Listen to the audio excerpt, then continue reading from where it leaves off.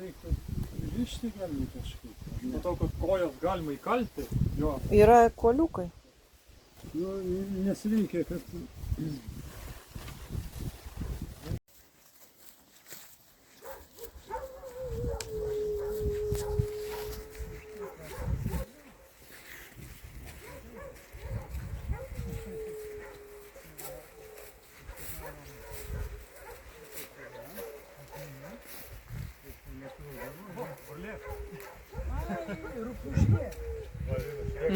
Gyveno kažkas. Ai, ne, jie taip nori šiltnamį rupūžę pasigauti apgyvendinti. Oi, pas mane jų yra.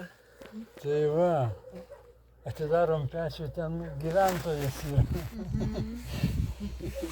Reikia paimti iš čia. Va, čia pakura. Aha, o krovimas čia prie viršų, ar kaip? Tai tegul jį pabūna dar. Palaiko įtės, kad neprisispaust. Jo. Ir paskui į vidų gali įlysti, žinai. Šitą akmenį padėsiu, Kad jinai kojų neprisispaustų. Ir žinai, nesinori, kad jinai vidų labai iššoktų, nes jingi po žemėm pasikas. Nueisim. Ir kai kūrenimas jau liepsna pradės lipti pro viršų, tada jau, skaitysim, temperatūra pasiekia apie 900 000 laipsnių. Bet tada, kai kurieni pakurio nustum turėsi kažkurio momentu. Ne, tai baltas ilgas galvojimas. Ir visą tai 10 valandų. Nu, Maždaug. 80 maždaug degimas vis tiek užtruks. Tokia atrakcija. Ir specifinį degimą darysim, tą redukciją darysim žemoj temperatūroje.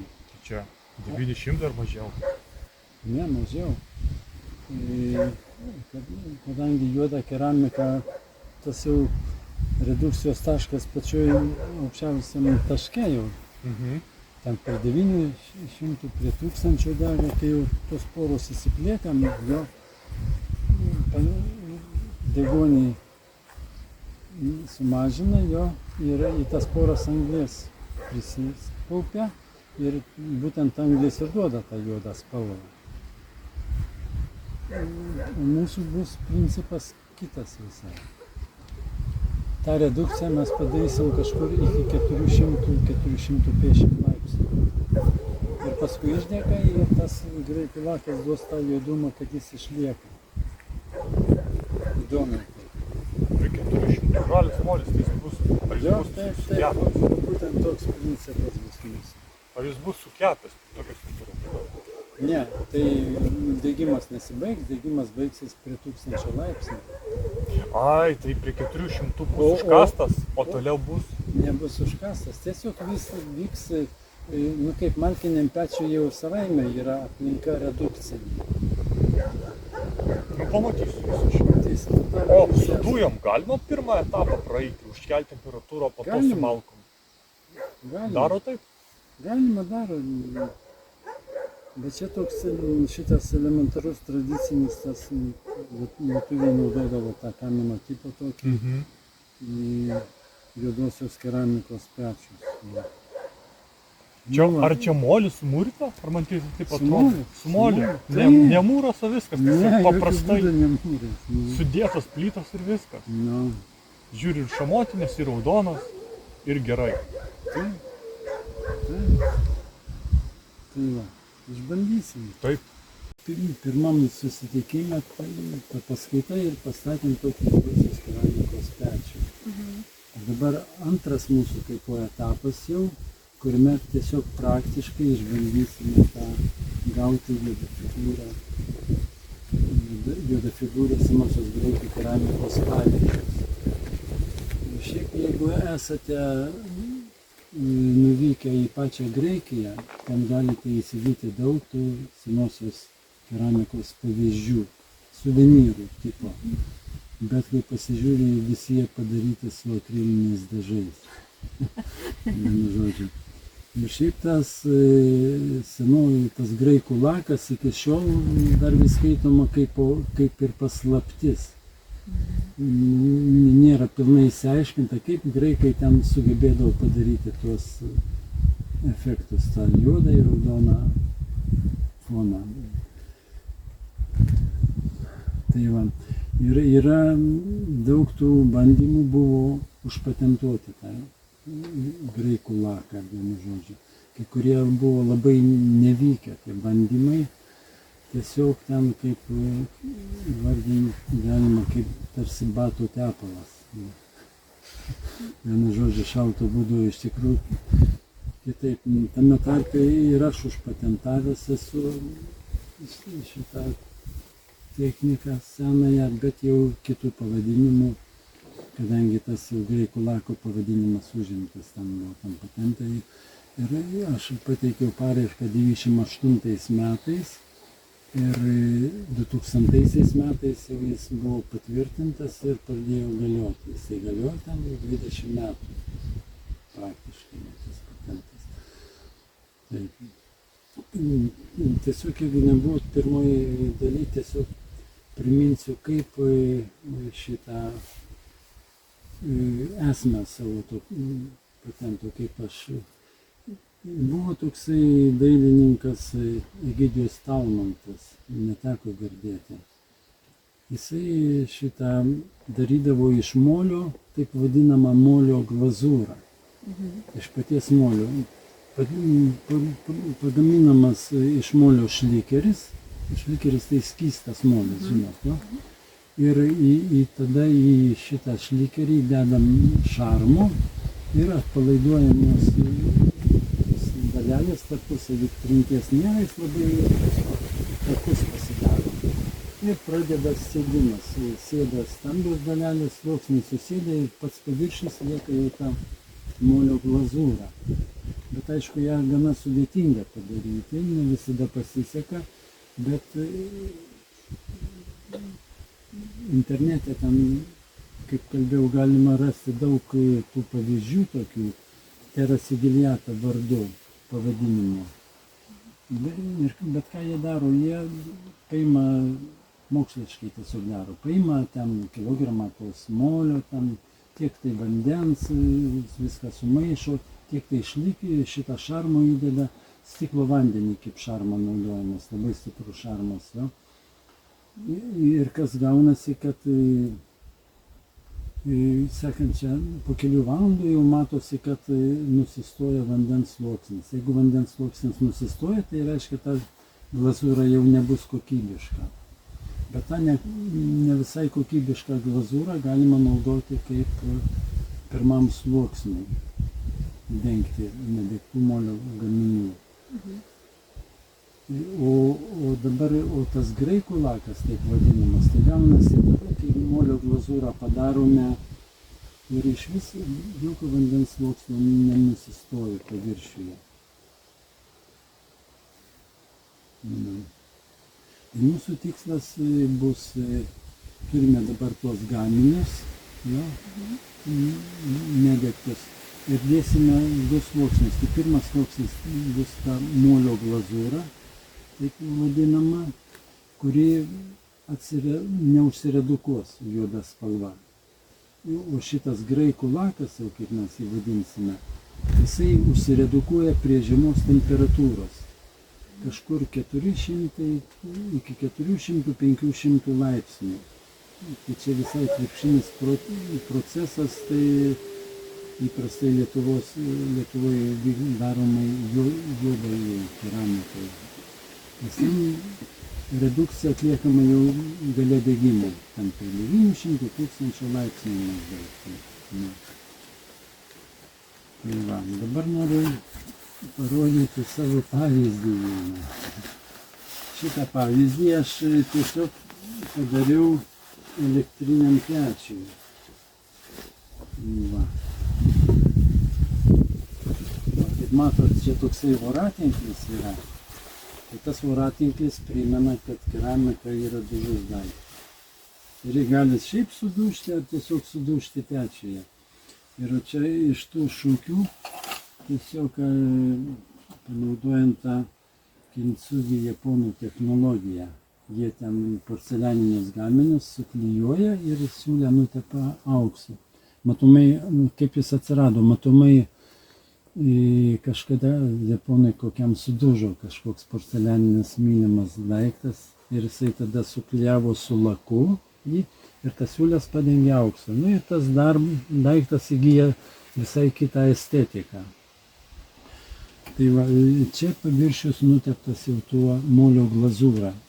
Būtent duoda tą jau rausvą spalvą, šiek tiek blizgančią, pusiau matinę.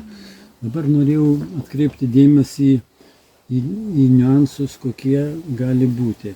Šitas darbas gautas elektriniam pečiui, jo. Ir būtent sudaryta mikroredukcinė aplinka. Kaip ją padaryti elektriniam pečiui? 2 vienodus tokius indus padarom ir tada jau sluoksniai. Pirmas sluoksnis molio glazūra ir antras sluoksnis jau to graikų laku. Įmetam pjuvenų ir tiesiog degam. Ir tos pjuvenos faktiškai sudega prie 500 laipsnių jau pradeda raudonuoti šitą aplinką pečiui. Vadinasi, tos pjuvenos jau jos rusena, jos sudega.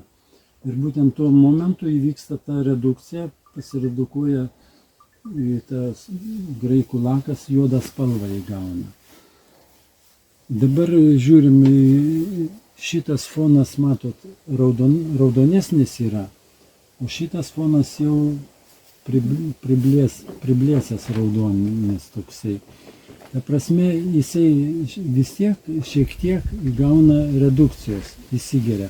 Ir jeigu žiūrėtumėm graikų tos darbus, tai tas raudonumas ant visų skiriasi. Vieni raudonesni, rausvesni, kiti gelsvesni, tai čia grynai nuo šitos redukcijos ir nuo to molio iš karto padaryta tas graikų lakas padarytas. Tai dabar pirmiausia mes pasiruošėm gaminius, pirmiausia juos dengsime tą molio glazūrą, geriausia purškimo būdu. Ir esmė, kas nepastorinti sluoksnį reikės. Su purkštuvu, kad nesusidarytų banos, vienu žodžiu, glazūravimo procesas tas.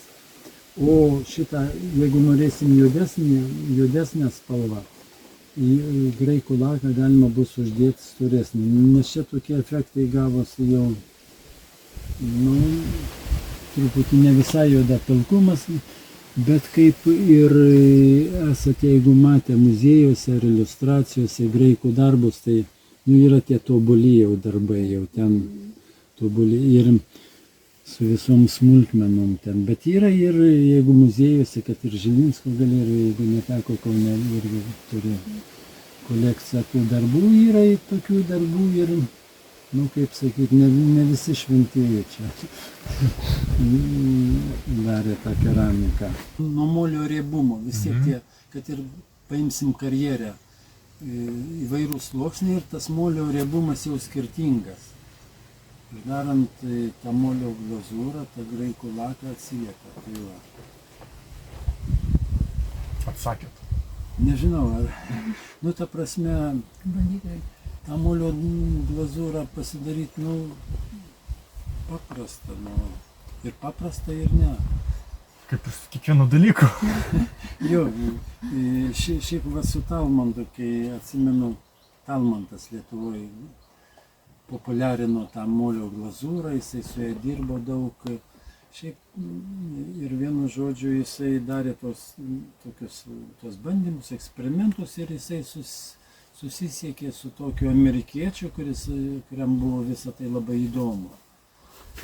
Ir jisai tas Talmantas, mes Gyčiu tiesiog vadinom, jisai visus savo darbo tuos pavyzdžius siuntė tam amerikiečiui ir paskui tie visi santykiai nutrūko.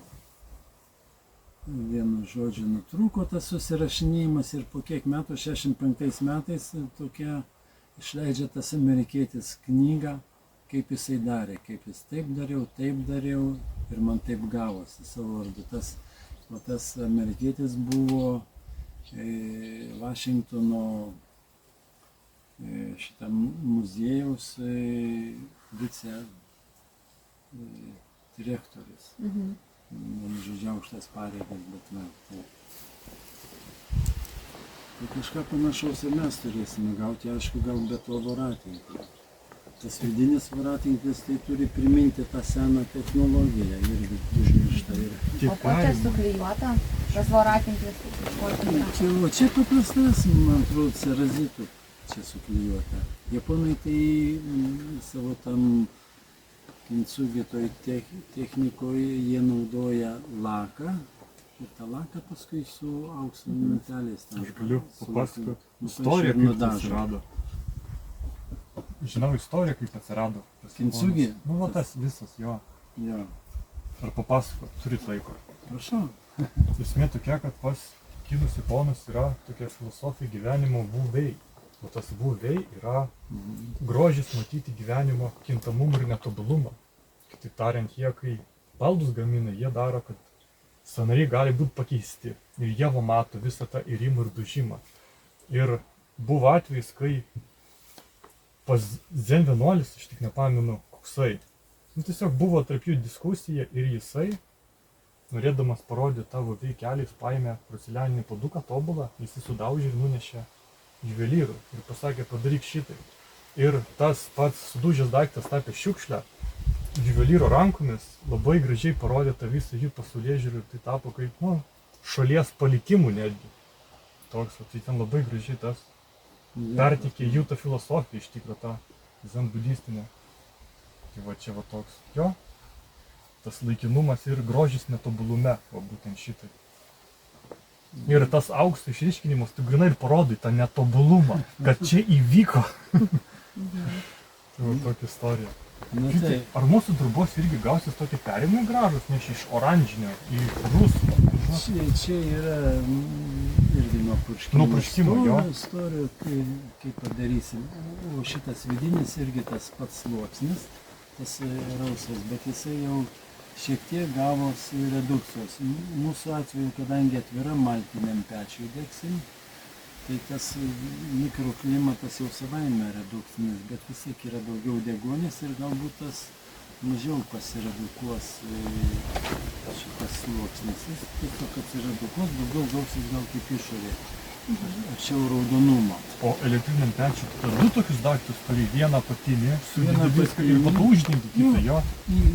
Tiesiog įmeti pjuvenų ir degimo metu tos pjuvenos rusena dega ir sudaro tą mikroredukcinę aplinką. Jo, va tas kupolas būna, tai Jo. tada Ai, ir tai- šitas, ir viršutinis jie būna, abu pasiredukuoja iš tikrųjų. Jo, ir O viršutinis nedaugiau redukuojas, dūmai nekyla aukštyn į jį. na, taip pasiredukuoja ir abudu. O jis čia po degimo sukilo, ar jam tiesiog kelionės metu įvyko kažkas? Nu, tai jisai, japonai pavyzdžiui dabar, va, kaip ir sakai, tą kintsugi meną jie ima sveiką Taip. daiktą ir jį sudaužo ir Taip, taip. tada jau suklijuoja tą naują gyvenimą, naują estetiką suteikia. Man toks vienas vyras pasakojo, kad jis dalyvavo mūgės ir sako, vokiečiai labai vertina, jeigu Taip iš krašto jeigu- nes gali, atitrūksta. gali atitrūkti. Sakė, vokiečiai vertina, jeigu puodynė turi natūralų trūkį. Ir sako, jie kažkodėl jiems tai patinka. Ir sakė, kai keramikai bando specialiai lipdyti, kad trūktų. Jie atskiria. Mechaninis trūkimas jiem netinka. Jo, Man jiem atrodo, ten irgi ar pas japonus, ar pas kiniečius natūraliai trūkus keramika vadinama šypsena. šypsena. Bet ta prasme atsiranda šypsena. Pas mane ten daug šypsenų dėžutė.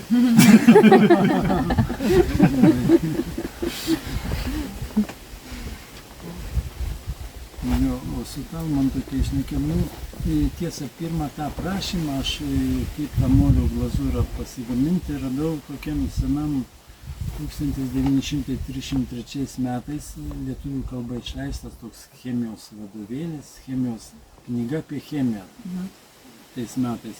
O ten aprašo vokiečių chemikas Schumacheris, va būtent tą lenktynininką buvo nesunku įsimint pavardę, aprašo, kaip jisai daro tą molio glazūrą.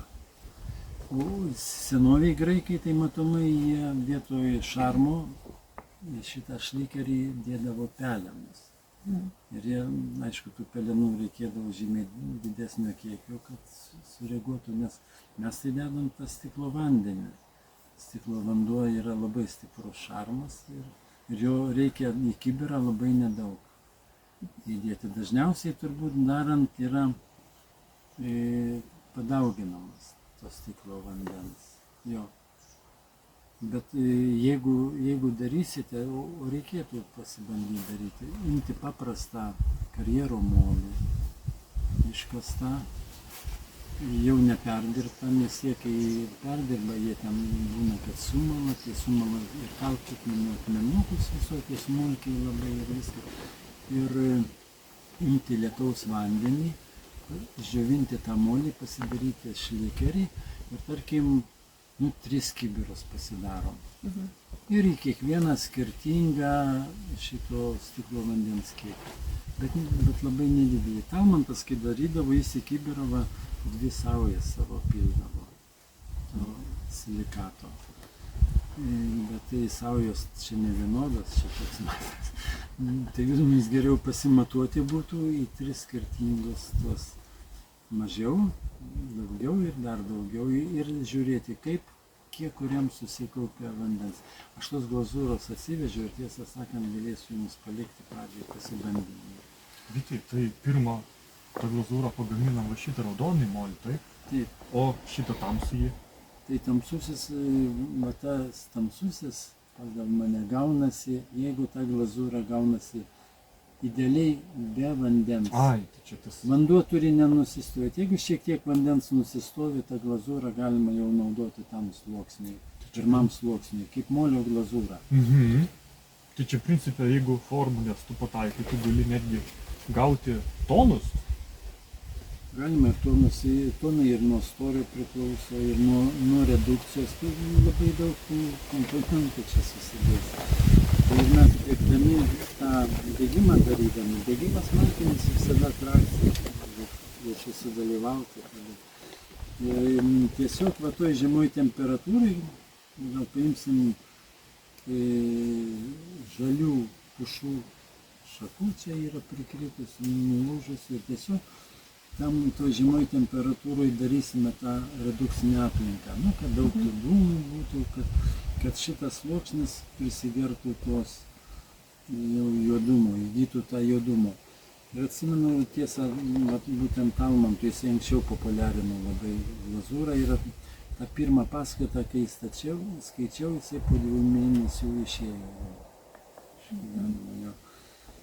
Tai atsimenu, mes kartu tam Kauno dailės institute, dabar akademijos skaitosi, dirbome, jisai važinėdavo iš Vilniaus ir aš jam papasakojau tą ir jisai sako, gerai pasibandysiu. Tai kalbėtas toks preciziškas buvo labai toks menininkas, visada jo darbai tokie technologiniam kažkokiom ypatumų pasižymėdavo, subtilumu. Jisai pasibandė, atvažiavo, sako, gaunasi. Aš sakau, bet čia taip paprasta viskas, juk taip, čia, jisai sako, taip, tobulumas, tą frazę, žinoma, pasakė, tobulumas slypi paprastume. Ta prasme, kai žinai, tai viskas aišku, kai neaišku, kai nežinai, nemoki. Taip, tai va.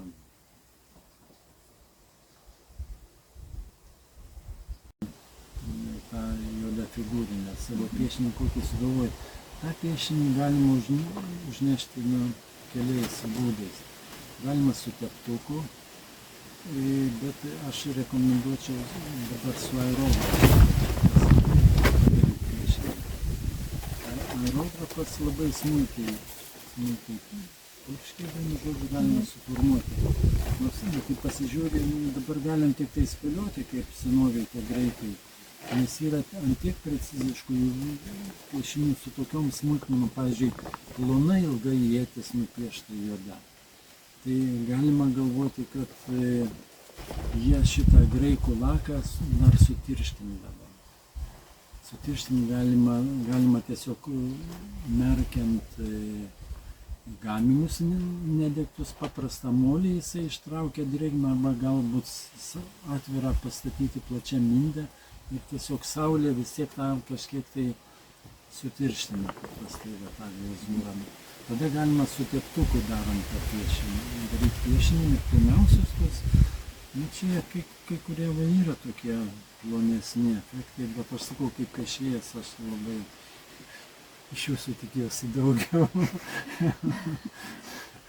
Jo.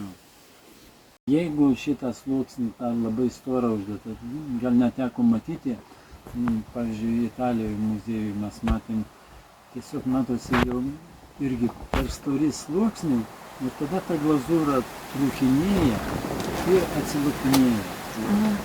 Jie yra, nors yra tas pats molis ir prie nedegto molio, jo molis tas susilipęs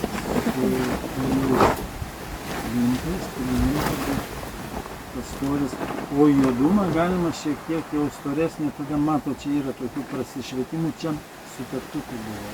Čia su teptuku. Taip, čia. Ir tie visi su teptuku daryti. Bet vis tiek taip lygiai. Nu, Gal žuvytės kitaip, bet aplinkui taip nu, lygiai. yra tokių vietų, tai po svarografu galima tą juodumą jau išgauti ryškesnį ir lygesnį. Nu. Tai vietomis būna netgi tas raudonumas, jis pereina į geltonumą. Ten, kur visai plonas molio glazūros sluoksnis, ten netgi toks gelsvumas atsiranda. Jo, galima tą foną purkšti, galima tiesiog nebūtinai vienodai, galima vienodai. Graikai tai labai ten preciziškai viską, jau tie bulėjai meistrai atlikdavo. Ir mes to sieksime. Nes, pavyzdžiui, jeigu indas ir jūs jį padengsit, jisai, va šitą glazūrą nepraleidžia vandens. Vandens nepraleidžia, bet Jo. ji nėra tvirta, tarkim, metaliniams įrankiams, jeigu lėkštutės ar kas. Ji pažeidžiama, tas nėra kietas sluoksnis kaip stiklinių glazūrų. O jeigu vaza, tarkim, su siauresniu gurkliuku, kaip tada ten to vidų? Vidų išpilti. Užpilam. Išpilti. Būtent Tas pats. su šitą galima gaminį smerkti, tą glazūrą. Galima išpilti, galima juos apipilti. Čia ta pati technika ir būtent jie neturi skilinėti. Bet tada juos sudrėkinti reiktų. Ne, Nereikia? ne. Nes jeigu juos merksite išimsi, tai jis prisigers labai storai. Jo, jeigu tiršta prisigers, gali prisigerti. Ne, šiek tiek pavyzdžiui šitą, kaip galima. Ir tada storis jau prilips per storas, tada gali trūkinėti atskilinėti. Šiaip Lietuvoje tų baltų yra Kuršėnų geltonas pas mane dar. Ir Ukmergės karjere tas yra raudonas toks. Labai daug jame geležies užsidegimas.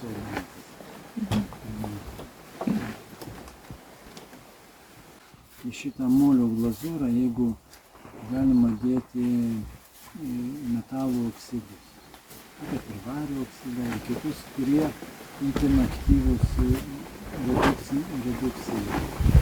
Ir jie tada duoda dar papildomus laisvus efektus. O, kaip įdomu. O ką jie duoda, kai įdedi stipresnę spalvą? Tie oksidai. Redukuojasi. Dar stipriau? Jo, varis, pavyzdžiui, vario oksidas raudoną duoda spalvą. Kiti ten iki žalių, nasrų Oho, spalvų įdomu. duoda. Tai čia papildomi efektai, va toj glazūrai, tam tai gali atsirasti. Nu, čia perspektyvai. Čia va, tai įdomu. Man labai patinka, kai taip random atsiranda kažkokie nenuspėjami efektai. Kai laisvi. Laisvi. Būtent ta ugnis ir duoda tas ne elektrinės pečius, bet gyva ugnis irgi dažnai duoda savo efektus. Tai va, ir tą pečių iš tikrųjų įdomu išmokti, išsikūrenti ir kaip ten viskas yra. Pečius, nu, esmė pradinis tas etapas bus. Atsargus režimas, kad tie daiktai Netrūktų. sveikai išliktų, nesusprogdinėtų. Palaipsniui, ne va, tukeitinti. Ir ieškoti tą redukciją, redukcinis momentas tas O kaip jos? aktyvinti. Tai kaip ir sakiau, žemoj temperatūroje redukuosim. Tiesiog sakai duoda labai Daug dūmų. Taip. ir tada tų pušų šakelių tiesiog ten prie 4 iki 500 laipsnių reikės vis užmesti, kad išgauti tą juodumą. Jo. O kaip jūs tą temperatūrą viduje, nu, maždaug žinote? Termoporą turim. Aha. Su termopora galima bus maždaug pasitikrinti. Šiaip anksčiau, kai degdavom, tai tam kaminiam pečiui, jisai elementarus, tas kameninis pečius, toks kaminas eina, po kur apačioj ir viršus atviras. Ir kai liepsna jau išlenda pro viršų, jau skaitydavosi tam apie 900 laipsnių temperatūrą pasiekti. Nu, mes su termopora galėsim patikrinti.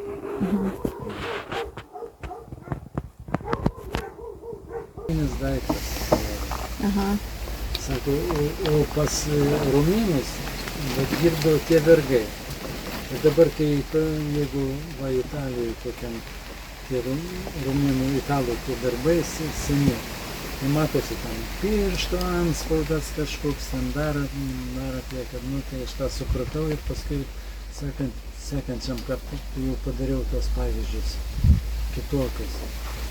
Ir jis kai pamatė, atsimni ten pirštas lieka antspaudas, aš dabar tiesiog turėjau tos pavyzdžius ir išvažiavom ir žurnavos prisiminiau, kad nepasiminiau iš tų pavyzdžių. Vienu žodžiu, ir matau, jisai paėmė tą darbą ir viskas, nenori paleisti iš rankų, taip jam tiek patiko. Tai...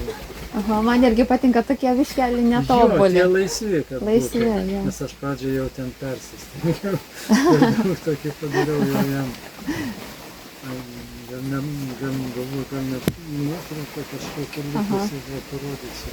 Jo, tie fabrikiniai tokie, kaip atrodo, kaip gyvybės tokios kaip ir neturi, veido tokio išskirtinumo nėra. Tai man lygiai ta molio glazūra, ji yra gyva. O stiklinės jau jos... Bet su stiklinėm irgi galima visokių tų dalykų išgauti. Su stiklinėm, jo. Galima. Aišku, jeigu tu ten tobulai dengi purškimo būdu, nu tai tada taip, jinai lygiai ir jeigu vieną tik tai naudoja, jeigu kombinacijas ten kažkaip tai... Nu, galima ir su glazūrom visokių dalykų. O šiaip man tai labai, nu, spalvos gražios tokios, va, tas matiškumas toks pusiau, nu, labai gražu.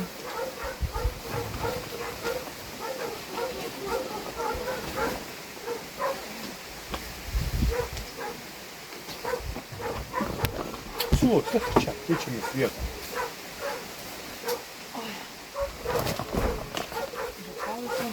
Tik išlindo, bet lyja. Čia tokie šiek tiek tas Jupiteris. Čia kur tau atsižiau, nes aš iškėliau visas nuotraukas. Jis man gyvai buvo atrodęs, kai studijavau. Oho. Ai, buvau gyvai rodęs. Čia, Oho. čia lėkštutė tokia. Ir čia iš rankos jūs tai padarėt? Nu tai čia formą pasidarai. Šiaip iš rankos rankenėlė tokia, pagal seną pavyzdį. O čia buvo irgi toks, čia pats pirmas mano pavyzdys, kur aš bandžiau patikrinti tą šitą, kaip ar gaunasi. Panašios formos irgi žuvytės. Čia keli pavyzdžiai. Ten daugiau gyvų ir aš juos sakiau, atvažiau ir taip nesėkmingai pasiliko jau užmiršau tiesiog.